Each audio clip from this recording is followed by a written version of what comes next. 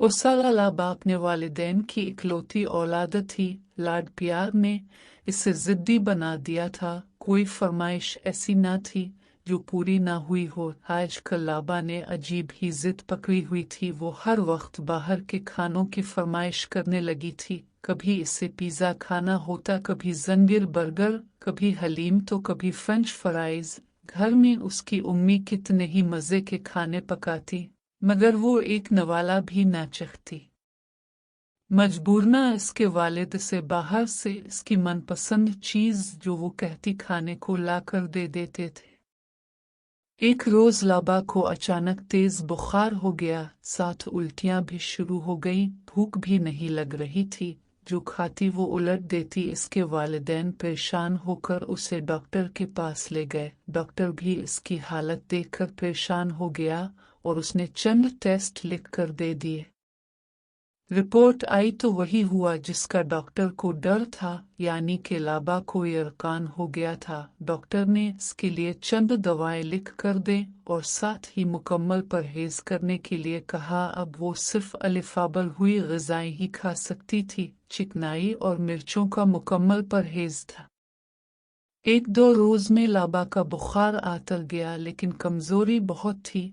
आहिस्ता आहिस्ता उसे भूख भी लगने लगी थी, लेकिन हर वक्त खाने में अलिफाबल हुई लौकी, कद्दू और मूली देखकर इसका दिल सख्त डूब गया था।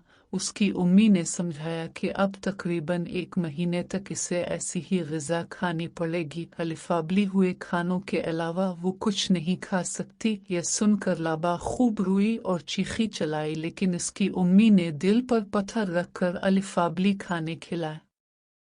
लाबा रू रू कर उम्मी से कहती, उम्मी अब मैं कभी जिद नहीं करूंगी, कभी बर्गर और पिज़्ज़ा नहीं खाऊंगी। वो जो आप इतने मज़े के दाल चावल बनाती हैं वही बनाकर खुला दे प्लीज।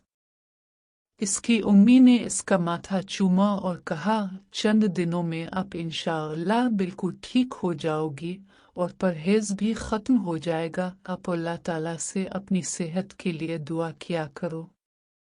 आपने देखा कि घर का खाना भी अल्लाह ताला की कितनी बड़ी नेमत है। बहुत से लोगों को तो ये खाना ही नसीब नहीं होता, और जो लोग इस नेमत की नाशुक्री करते हैं उनको इसका नतीजा भी भुगतना पड़ता है।